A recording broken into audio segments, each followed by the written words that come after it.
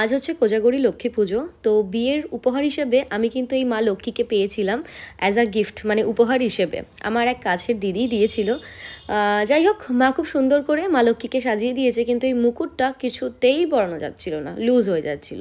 তো আমি একটা দড়ি দিয়ে সুন্দর করে বেঁধে দিলাম, আর এদিকে মা নাড়ু বানানোর তোড়জোড় শুরু করেছে, আর বাবা বাচ্ছিল খই।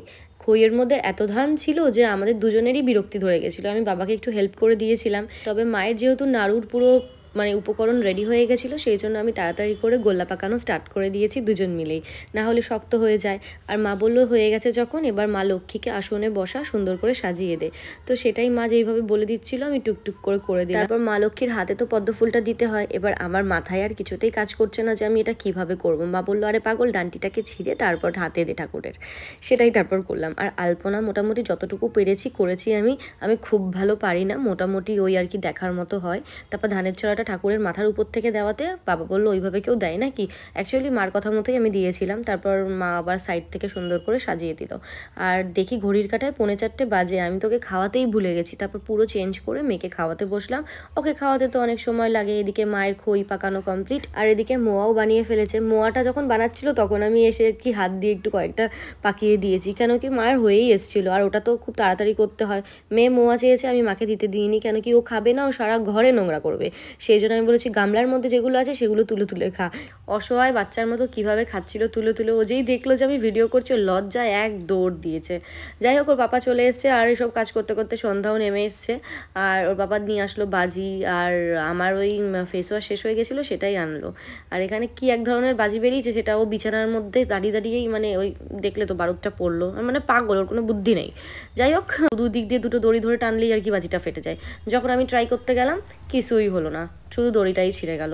Bad luck. আর এদিকে তো আমাদের সব গোছগাছ করা কমপ্লিট, ফল বানানো, নাড়ু বানানো, মানে যা যাবতীয় কাজ থাকে আর কি সব কমপ্লিট। আর আমি এখানে বসে বসে এই আলপনা দিচ্ছিলাম, যেগুলো করা হয়নি। তো সেই জন্য ওর পাপা আবার আমাকে একটু ভিডিও করে দিল, আমাকে একটুখানি বললো, মানে বাহবা দিল যে না ভালো হয়েছে। মানে এতটাও আশা কেউ করে না যে আমি আলপনা দিতে পারি, আমি নিজেই আশা করতে পারি না, কিন্তু না আমি পেরেছি। আমার নিজেরই হাসি পাচ্ছিল। মাকে আমি বলছিলাম কেউ যদি তোমাকে জিজ্ঞেস করে যে আলপনাটা কে দিয়েছে, বলবে একটা ছোট্ট বাচ্চা এসেছিলো সেই দিয়ে দিয়েছে। মানে আমার হাসি পাচ্ছিল যে আমি আলপনা দিতে পারলাম, মানে এরকম। আমি 14 বার আগে মুছতাম আর আলপনা দিতাম। যাই হোক, আমি আলতা পরে নিলাম, আর আমি যে আগে বউটাকে দেখালাম সেটা হচ্ছে আমার যা। ওকে খুব সুন্দর লাগছিল, তাই দুজন মিলে একটু টুক করে একটা ফটো ভিডিও করে নিলাম। এদিকে মেয়ে আমার বাজি ফাটাতে গিয়ে মানে ও জানপ্রান্ত পায়ে বেরিয়েই যায়। ও এত ভয় পাচ্ছিল। ওকে ছোটো ছোটো রসুন বাজিতেই মানে ও খুশি আর কি। ওকে ওগুলো বস্তা বস্তা এনে দাও, ও ফাটাবে শুধু, কিন্তু এগুলো আর ধরবে না। ওই আগুন দেখে না ও খুব ভয় পায়, আর এই লাইটিং দেখে মানে এত লাইট, মানে নানান রকমের কালার হয় তো।